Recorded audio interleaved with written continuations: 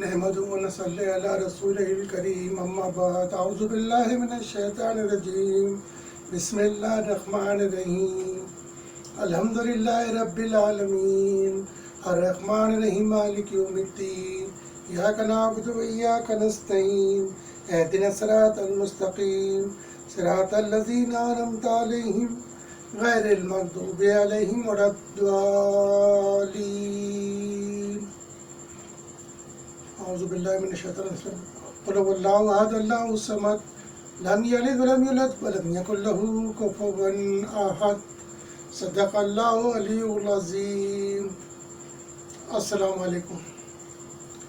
YouTube channel اسلامی history کی جانب سے آپ کی خدمت میں یہ نئی ویڈیو پیش کی جا رہی ہے۔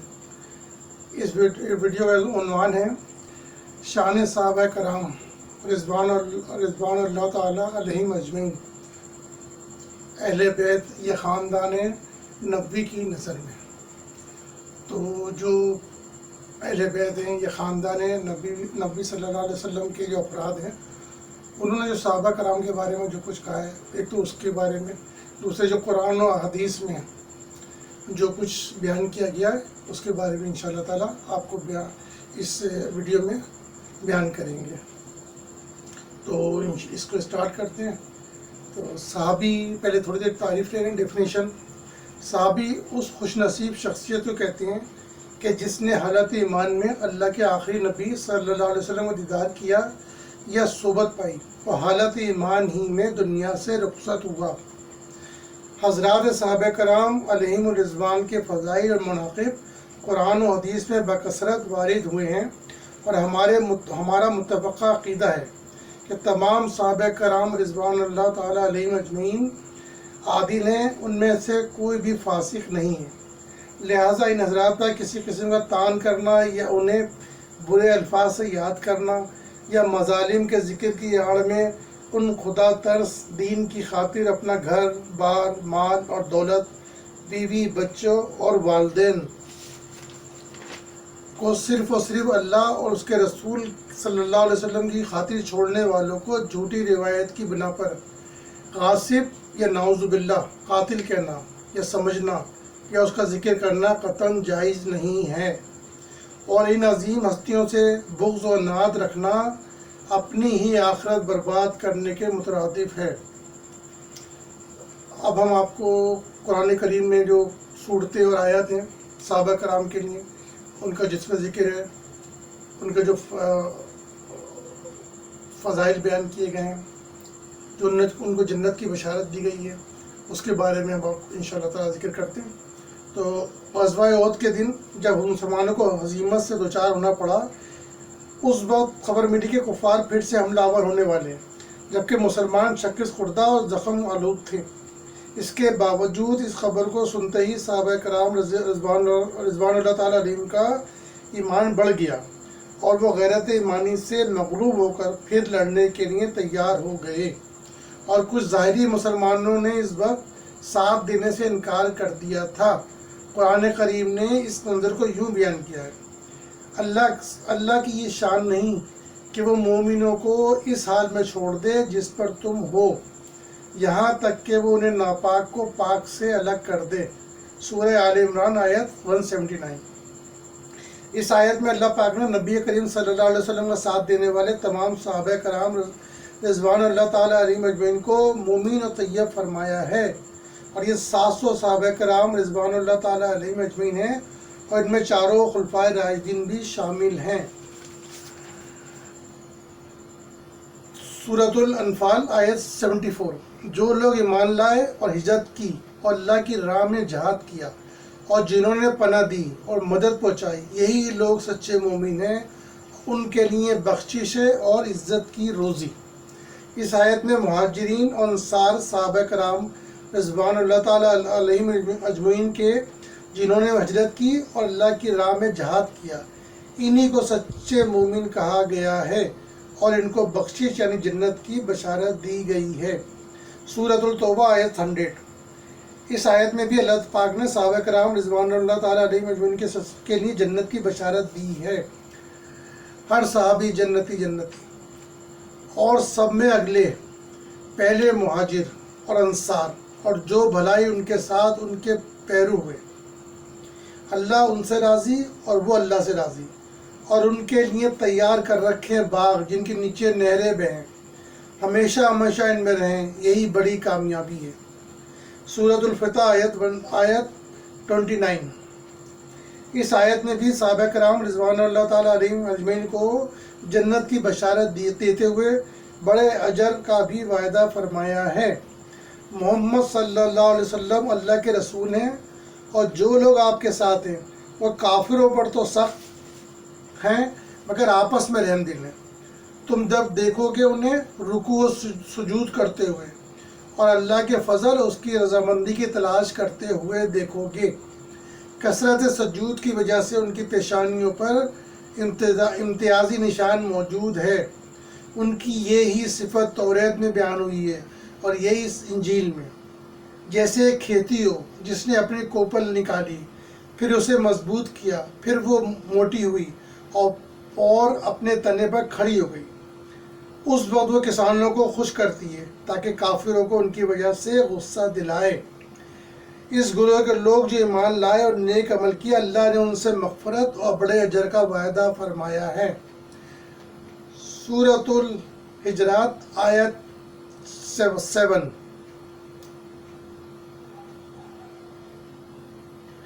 اور جان رکھو کہ تم میں اللہ کے رسول صلی اللہ علیہ وسلم موجود ہیں، اگر وہ تمہارا کہا کرتے رہیں بہت امور میں تو تم مشکل میں پڑ جاؤ، لیکن اللہ تعالیٰ نے ایمان کو تمہارے لیے محبوب بنا دیا ہے اور تمہارے دلوں میں زینت دے رکھی ہے، اور کفر کو اور گناہ کو نافرمانی کو تمہارے نگاہوں میں ناپسندیدہ بنا دیا ہے، یہی لوگ راہ یافتہ ہیں۔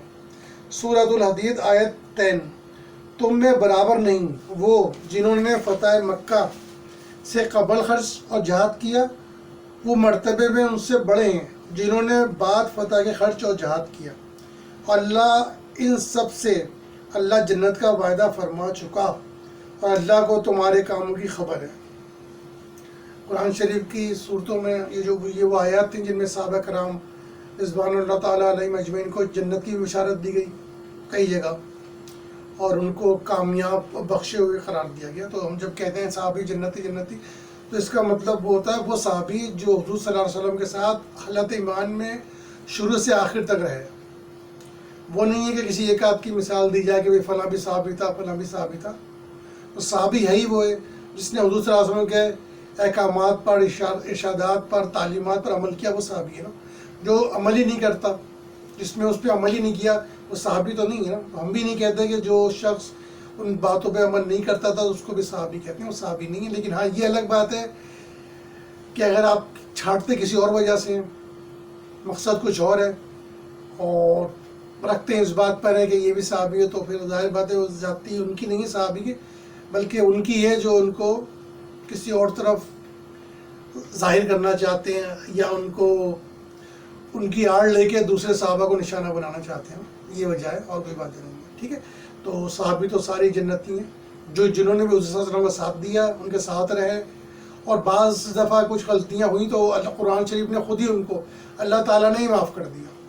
اگر کوئی جہاز سے پیچھے ہٹے تو اللہ تعالیٰ نے خود قرآن شریف میں کہہ دیا کہ ان کا یہ جو قصور تھا انہوں نے معاف کر دیا۔ اللہ تعالیٰ نے معاف کر دیا تو ہم کون ہوتے ہیں ان کو یاد دلانے والے، بتانے والے؟ تو بہتر یہی ہے کہ اپنی آخرت کی فکر کریں۔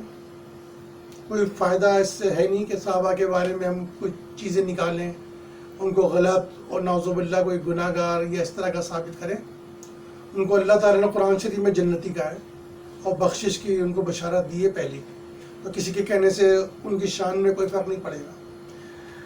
اب ہم آتے ہیں احادیث میں شان صحابہ کا ذکر۔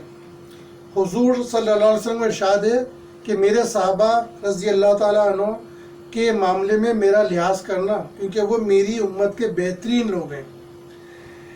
صحیح مسلم۔ بہتر لوگ اس زمانے کے ہیں کہ جس میں میں ہوں، اس کے بعد دوسرے زمانے کے، اور اس کے بعد تیسرے زمانے کے۔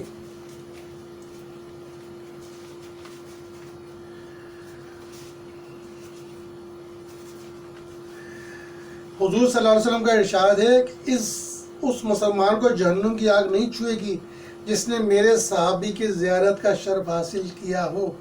اب یہاں بھی صحابی کا مطلب ظاہر ہے وہی ہے جو حضور صلی اللہ علیہ وسلم کی تعلیمات پر عمل کرتا تھا، تو اسی کو دیکھنا تو شرف ہے نا۔ اور پھر حضور صلی اللہ علیہ وسلم کا بخاری میں ارشاد ہے 3673، حضور کا صلی اللہ علیہ وسلم کا ارشاد ہے کہ میرے صحابہ رضوان اللہ تعالیٰ علیہم اجمعین کو برا نہ کہو، کیونکہ اگر تم میں سے کوئی احد پہاڑ جتنا سونا خیرات کرے تو بھی میرے صحابہ رضوان اللہ تعالیٰ علیہم اجمعین میں سے کسی ایک کے نہ ایک مد کو پہنچ سکتا ہے اور نہ ہی مد کے آدھے کو۔ یہ پیمانہ تھا اس وقت، مد اس سے ناپا جاتا تھا۔ اچھا، جب اللہ پاک کسی کی بھلائی چاہتے ہیں تو اس کے دل میں میرے تمام صحابہ کرام رضوان اللہ تعالیٰ علیہم اجمعین کی محبت پیدا فرما دیتے ہیں۔ تاریخ اصبہان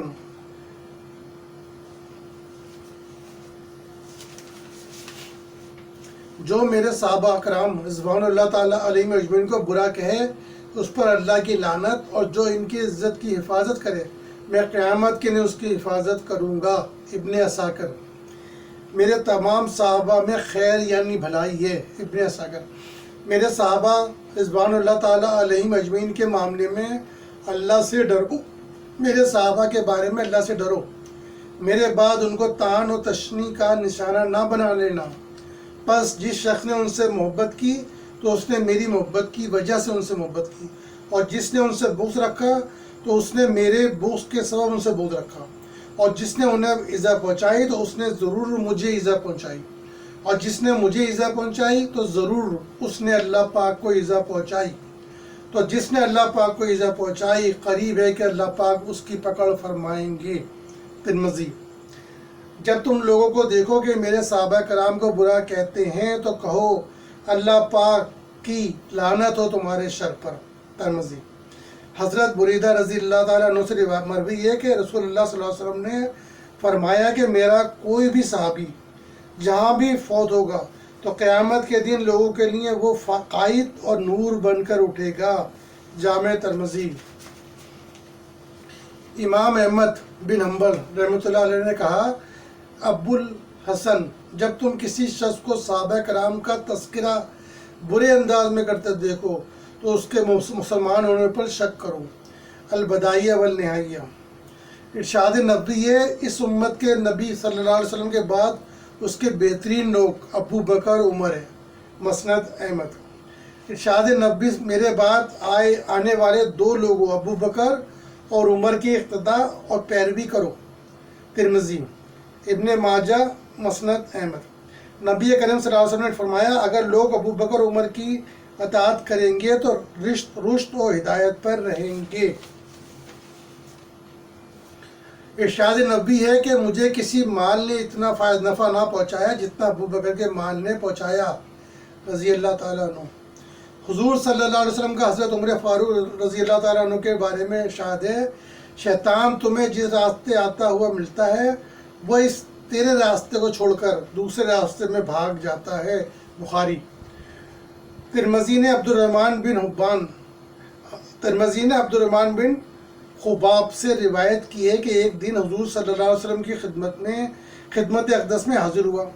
آپ اس وقت جیش اسرا کی تیاری کے متعلق صحابہ کرام رضوان اللہ تعالیٰ علیہ اجمعین کو ترغیب دے رہے تھے۔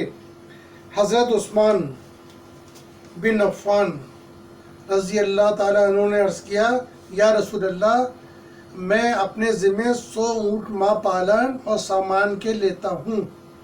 حضور صلی اللہ علیہ وسلم نے پھر صحابہ کرام رضوان اللہ تعالیٰ علیہ اجمعین کو ترغیب دی۔ آپ حضرت عثمان رضی اللہ تعالیٰ عنہ نے پھر کہا، یا رسول اللہ صلی اللہ علیہ وسلم، میں اپنے ذمہ 200 اونٹ ماہ تمام اسباب کے ذمہ داری لیتا ہوں۔ پھر حضور صلی اللہ علیہ وسلم کی ترغیب پر آپ حضرت عثمان غنی رضی اللہ تعالیٰ عنہ نے فرمایا کہ میرے ذمہ 300 اونٹ ہیں۔ تو اس پر رسول اللہ صلی اللہ علیہ وسلم ممبر پر سے اترتے ہوئے فرماتے جاتے تھے کہ اگر عثمان رضی اللہ تعالیٰ عنہ اب نوافل نہ ادا کریں تو ان کو کوئی ضرورت نہیں ہے۔ ترمذی عبد الرحمن بن سمرہ سے روایت کرتے ہیں کہ جس وقت لشکر اسرا حضور صلی اللہ علیہ وسلم نے تیار فرمایا تو عثمان غنی رضی اللہ تعالیٰ عنہ نے 1000 دینار لا کر حضور صلی اللہ علیہ وسلم کے دامن میں ڈال دیے۔ آپ صلی اللہ علیہ وسلم دیناروں کو لوٹتے جاتے تھے اور فرماتے جاتے تھے کہ اگر آج کے بعد عثمان غنی رضی اللہ تعالیٰ عنہ کوئی نفل کام نہ کرے تو کوئی حرج نہیں۔